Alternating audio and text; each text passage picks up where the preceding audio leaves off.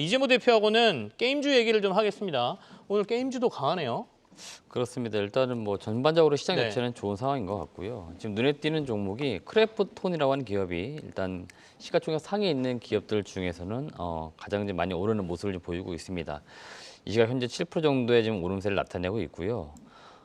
게임주들 지금 종목별로 보시게 되면은 약간의 이제 실적 전망이나 이런 것도 조금씩 좀 갈리는 것 같습니다. 지금 실적이 뭐 안 좋다는 이야기가 나오는 기업들도 있고요. 그런 기업들은 최근에 목표 주가를 좀 하향한다든지 그런 측면에서 계속적으로 매도가 좀 강한 압박을 보였었고요.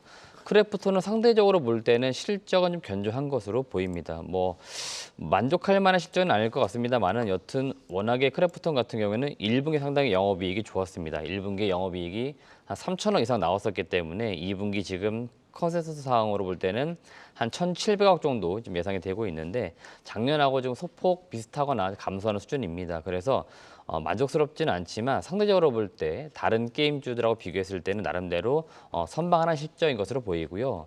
하반기에 또 신작 게임이 좀 일부 나오는 것으로 보입니다. 그에 따라서 하반기 신작 게임 출시에 대한 기대감 이런 것들이 일부 좀 반영이 되고 있기 때문에 주가가 네. 오늘 강하게 오르는 것으로 보이고 개인적으로 크래프톤은 밸류 측면에서 볼 때도 다른 게임주들하고 좀 비교했을 때 상당히 좀 싸다라고 좀 보고 있습니다. 여전히 지금 PER 기준으로 볼 때는 18배인데요. 다른 대형 게임사들로 비교했을 때는 상대적으로 싸게 거래되고 있습니다. 따라서 제가 볼 때는 크래프톤은 좀 올라가는 게 맞는데 여전히 지금 주가 측면에서 볼 때는 하향 추세를 지금 아직은 벗어나지는 못했어요. 그래서 제가 볼 때는 지금 추세를 돌리기 위해서는 최소한 가격적으로 볼 때는 30만 원 이상은 올라와 줘야 된다. 그래서 아직은 지금은 추세 전환은 아니다. 그래서 일단 오늘은 올라오지만 개인적인 투자 의견을 드리자면 지금 아직까지는 관망하는 게 좀 좋겠다는 의견을 좀 드리고 싶습니다.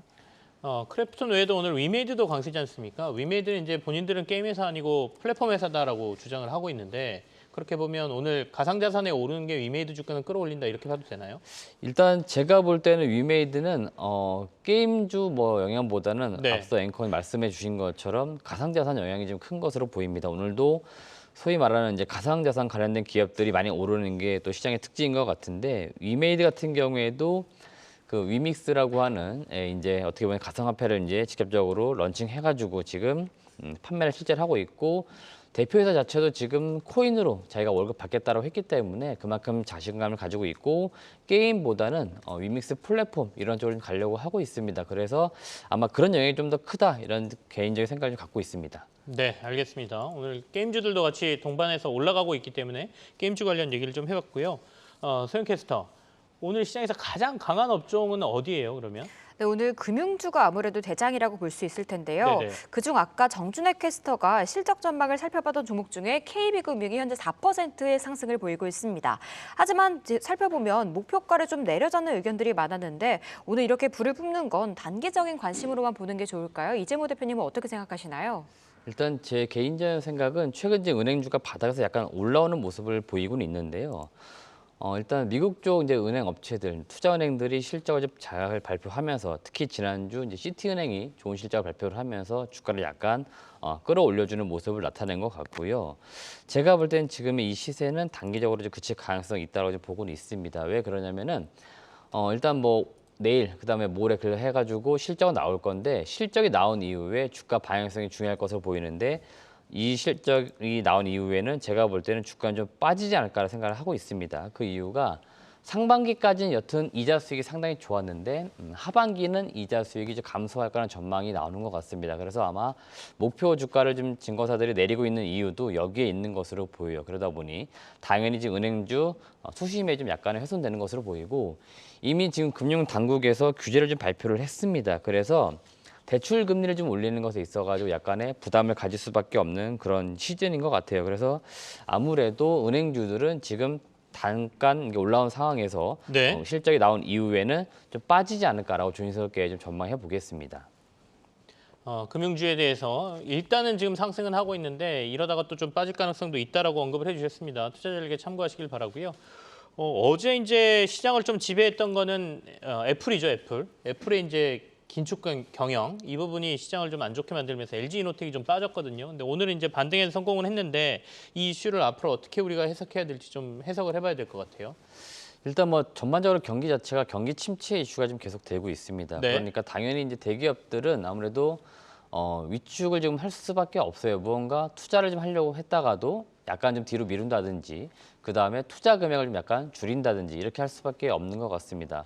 애플뿐만 아니고 지금 많은 대기업군, 글로벌 빅테크 업체들이 지금 투자를 무언가 줄이거나 또는 고용을 줄이는 모습들이 나타나고 있기 때문에 비단 애플의 문제만은 아닌 것으로 보여요. 그래서 이 경기 침체 이슈가 좀 지나야 되기 때문에 이건 제가 볼 때는 시간에 좀 문제가 필요하다 이런 의견을 드리겠고요.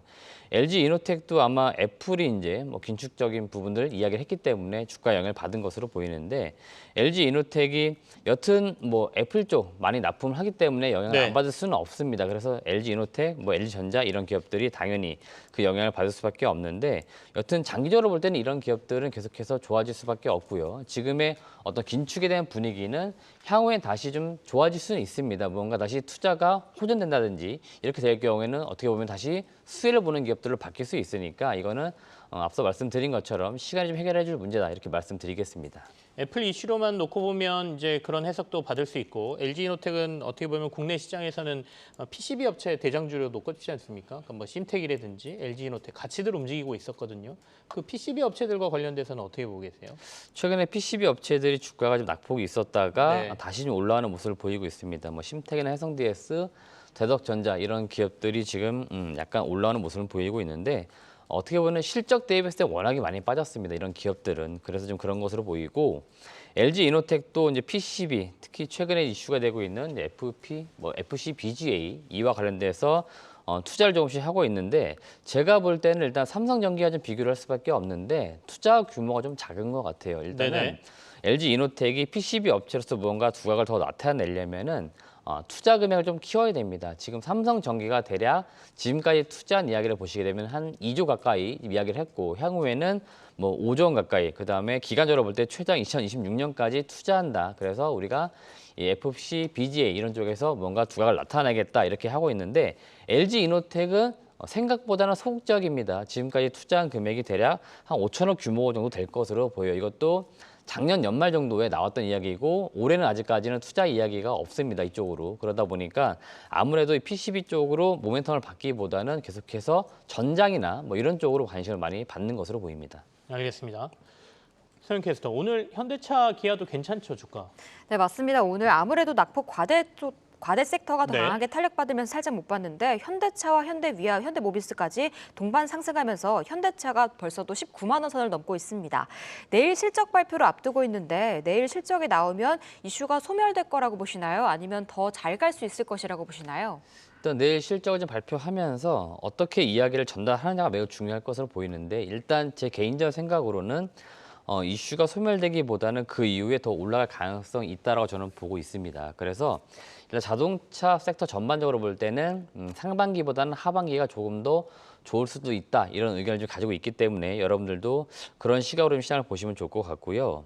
실적이야 여튼 이미 뭐 잘 나온다는 것들이 이미 지금 많이 이야기 나왔기 때문에 아마 내일 그 실적에 대한 기대감 없을 것으로 보이고 향후에 그러면 너희가 어떤 사업을 펼쳐나갈 것이고 향후 실적 전망은 어떠냐 아마 이거를 많이 물어볼 것 같습니다. 그래서 여기에서 답변을 잘해야 되는데 네. 향후에 더 좋아진다. 그다음에 지금 친환경 차를 많이 만들고 있기 때문에 향후 계획 이런 것들을 잘 이야기하게 되면은 주가는 실적 발표 이후에 더 탄력성을 가질 수도 있겠다. 이런 의견을 좀 드리겠습니다. 그 현대차나 기아차 얘기할 때 항상 동반해서 이제 관련된 장비주들을 보라고 얘기하지 않습니까? 그런 관점에 대해서는 아직도 괜찮다라고 유지하고 계세요? 그 부품주 말씀을 네, 하시는 부품주요. 겁니까? 부품주도 일단은 저는 좋게 보고 있습니다. 네. 부품주들도 사실은 같이 가는 게 맞을 것 같고요. 이 자동차 업계가 부품주하고는 좀 어떻게 보면 안 좋은 경우들이 있는데 보통 우리가 이제 업계에서 표현하기로 CR이라고 합니다. 가격 압박을 하는 겁니다. 단가 인하를 하는데 여튼 지금 완성차 업체들이 실적이 좋은 상황에서는 단가 인하 압박이 그렇게 크지가 않습니다. 그래서 1분기까지는 안 좋았었는데 여튼 2분기 좋아질 것으로 보이고 3분기 조금 더 좋아지는 모습이기 때문에 아마 같은 분위기로 가지 않을까라고 부품주들도 같은 시각을 좀 견지하고 있습니다. 알겠습니다. 부품주까지 동반해서 일단은 전방이 좋아지기 때문에 국내 부품주들도 미국 들어갈 때 같이 들어가고 미국 투자도 같이 한다 이런 얘기 아니겠습니까? 좀 보실 필요가 있겠다라는 의견을 같이 전해드리고요.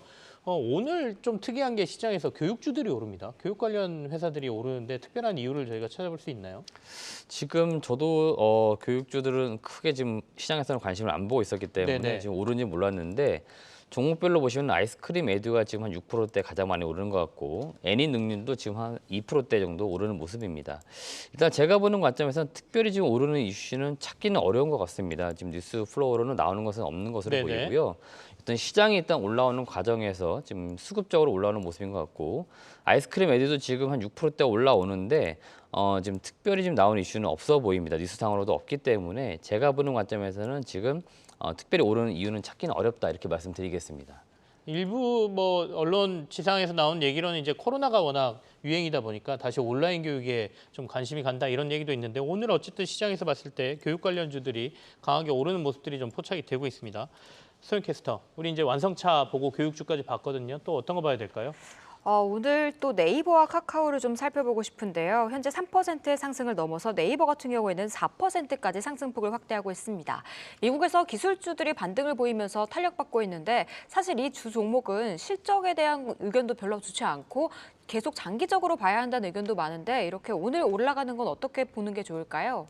저도 지금 이 네이버나 카카오가 최근에 올라오는 모습들 특히 이제 네이버 한 3거래 정도 올라오는데요. 이게 미국의 어떤 시장 자체가 좋을 경우는 같이 올라오고 또 시장 자체가 좋을 때는 성장주 올라오듯이 올라오는 분위기가 만들어진다고 개인적으로 보고 있습니다. 그래서 이게 추세적으로 올라오는 건지는 지금 상황에서 약간의 물음표를 좀 달고 싶습니다. 그리고 증거사 중심으로는 계속적으로 이들 기업이 진행하고 있는 사업들은 사실은 잘 되고 있습니다. 그렇다 보니 지금 상황에서는 뭐 매도에 대한 의견을 낼 수가 없을 거예요. 그러다 보니 당연히 중장기적으로 보유하는 게 맞겠고 다만 목표 주가만 낮춘다 이런 이야기들이 많이 나올 수밖에 없습니다.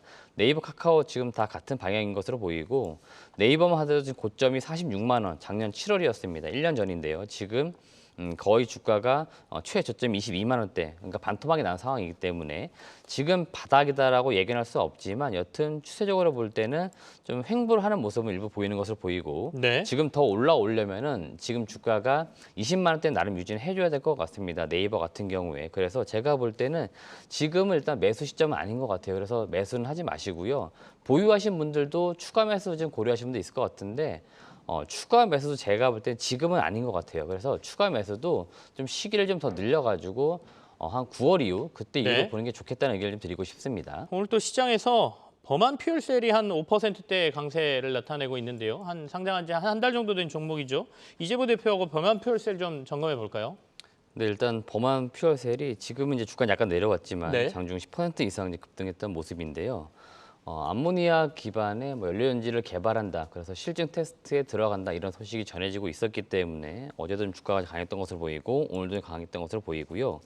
오늘 전반적으로 수소 관련된 기업들이 좀 일부 강한 모습을 보이고 있는데 어제 그 산업부 이차관하고 그다음에 수소 이제 협의체를 만든 업체들 대표적으로 뭐 현대차라든지 롯데케미칼, 뭐 포스코 이런 기업들이 지금 참여해가지고 산업계 간담회를 좀 한 것으로 보입니다. 그래서 네네. 여기에서 나왔던 이야기가 뭐냐면은 지금 청정수소 인증제를 2024년도에 시행한다. 이게 골자입니다. 그래서 전체적으로 볼 때는 지금 이 수소 경제가 약간 어떻게 보면은 투자가 좀 미진한 것 같은데 이거를 조금 지원하겠다 이런 이야기를 한 것으로 보이고 실질적으로 업계에서 이거를 많이 요구한 것으로 보입니다. 그래서 실질적으로 이 간담회 자리에서 요구를 위해 가지고 자리가 만들어진 거기 때문에 그런 측면에서 좀 이야기가 나왔던 것으로 보이고 이에 따라서 뭐 청정수소 인증제 시행이라든지 수소 인프라 확대 이런 어떤 기대감들이 오늘 주가에 좀 반영되는 것으로 보이고 여기에 일단 참여했다라고 나왔던 기업들이 산업부에서 또 네. 발표를 좀 했습니다. 그러다 보니까 여기에 이제 꼭 나왔던 기업들 그 중심으로 주가가 좀 올라가는 모습입니다. 그래서 오늘 범한 퓨얼셀도 그런 측면에서 올라가는 모습을 나타내고 있다. 이렇게 좀 말씀을 좀 드리겠습니다. 알겠습니다. 상장한 지 한 달 정도 돼서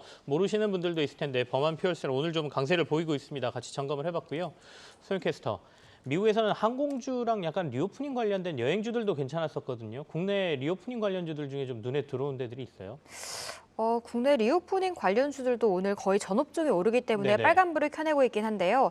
뉴욕 증시 훈풍을 받아서 아까 좀 네이버와 카카오를 살펴봤듯이 오늘 네. 메타버스나 NFT 관련 쪽도 좀 반등을 보이고 있어서 좀 살펴보려고 하는데요.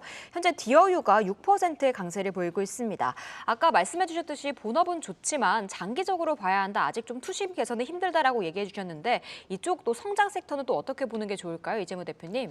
일단 성장 섹터는 뭐 같은 맥락인 것 같습니다. 지금 네. 상황에서는 좀 올라가기는 어려울 것으로 보이고요. 뭐 말씀해 주셨던 디어유 같은 경우에는 지금 보니까 오늘 증권사에서 보고서가 또 나온 것으로 보입니다. 제목으로 볼 때는 모멘텀 나무가 과실을 맺을 시간. 그러니까 무언가 지금 가시적으로 나올 수 있는 시점이 되었다. 이렇게 조금 좋은 이야기를 써준 것 같아요. 그러다 보니까 상대적으로 상장할 당시에 높은 밸류 받았다가 지금 어떤 주가는 좀 내려왔다가 다시 뭔가 이제 가시적 성과가 나올 시점이라고 하기 때문에 오늘 그 영향으로 주가가 지금 한 5% 정도 올라가는 모습인 것 같고 네. 엔터주들 중에서는 일단은 뭐 리오프닝 관련돼서는 SM이라든지 YG 엔터 최근에 주가가 아주 강하게 올라오고 있고요. JYP 엔터도 생각보다 실적이 좋은 것 같습니다. 그래서 어떻게 보면 성장 섹터이면서 리오프닝, 그러니까 종합적으로 올해 가장 좋은 모멘텀을 받았던 섹터가 엔터주라고 생각이 듭니다. 그래서 엔터주들은 제가 볼 때는 하이브를 제외하고는 3사 중에서 한 종목 정도 담아주면 좋겠고 최근에는 YG 엔터가 좀 강하기 때문에 그런 기업들도 엔터 섹터 내에서는 같이 보면 좋겠다는 의견을 드리도록 하겠습니다. 네, 알겠습니다. 일본 증시 오늘 2%대 강세 보이고 있고 방금 전에 이제 대만 가권 지수도 1%대 강세로 출발했다라는 속보를 전해드렸습니다. 아시아가 전반적으로 지금 오르고 있다라는 점, 국내 증시만 지금 상승폭을 조금 줄이는 모습이긴 한데 그래도 뭐 이 정도면 미국이 오른 거에 비하면 좀 적긴 하지만 오후장까지 좀 유지되면서 또 올릴 수 있지 않겠나 싶기도 하고요. 일단은 오늘 전체적으로 봤을 때 넷플릭스 영향으로 K 컨텐츠주들 괜찮았었거든요. 근데 스튜디오 드래곤이 좀 상승폭이 많이 줄어드는 것 같습니다. 점검을 좀 해주시죠. 네, 지금 스튜디오 드래곤이 개장 초반에는 한 8%대까지 갔다가 지금 한 4%대까지 내려왔는데요. 일단 넷플릭스의 뭐 가장 큰 수혜를 볼 수 있는 기업은 우리나라에서 스튜디오 드래곤입니다. 스튜디오 드래곤은 다 아시겠지만 또 CJ도 계열 회사이기 때문에 최근에 CJ가 국내 OTT 시장을 좀 키우기 위해서 합병도 진행을 하면서 여기에 또 가장 크게 또 수혜를 볼 만한 기업으로 꼽히고도 있는데요. 또 오늘은 넷플릭스 영향으로 개장 초반에 좀 급등을 했다가 주가는 잠시 좀 밀리는 모습인데 스튜디오 드래곤이 실제 상당히 우량하기 때문에 제가 볼 때는 지금 너무 주가가 과도하게 빠져 있습니다. 그래서 여튼 주가는 바닥을 한번 찍고 올라가는 흐름인데 오늘은 일단 모멘텀 이슈였기 때문에 제가 볼 때는 그 영향으로 개장 초반에 반짝했다가 약간 밀리는 모습인 것 같고요. 추세적으로는 지금 올라갈 시점이 되긴 했습니다. 스튜디오 드래곤도 실적 기대감이 지금 있습니다. 계속적으로 증권사에서 실적이 좋다 이런 이야기 나오고 있기 때문에 지금은 어떤 실적 시즌입니다. 그에 따라서 제가 볼 때는 이 종목들도 좀 올라가야 되는데 아직은 지금 못 가고 있는 분위기인 것 같고요. 지금 저점 매수를 좀 노리시는 분들, 그다음에 컨텐츠와 관련돼서 또 실적에 조금 기대해 볼 만한 기업을 꼽는다. 그럴 경우에는 스튜디오 드래곤을 꼽을 수 있으니까 이런 기업들을 매수해 보시는 것도 괜찮다. 이런 의견을 드리고 싶습니다. 네, 알겠습니다. 스튜디오 드래곤 아침에 8%까지 올랐다 지금 4%대로 상승세가 좀 줄어 있는 상황입니다. 넷플릭스에 대한 기대감 이런 것들이 국내 K 컨텐츠 업체들로도 아침에 좀 강한 반등을 이끌고 있습니다. 오늘 가져오신 관심 종목 보면서 얘기 좀 더 진행하겠습니다.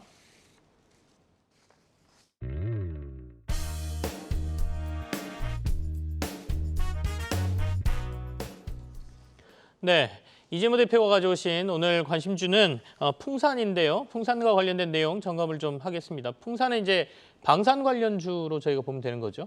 그렇습니다. 풍산은 시장에서 통상적으로 방산 업체로 많이 알려져 있고요. 네네. 정확하게 매출은 신동 사업과 방산 이렇게 크게 나눠져 있고 신동이 매출의 한 70 정도, 방산이 이제 30 정도 되는 것으로 보입니다.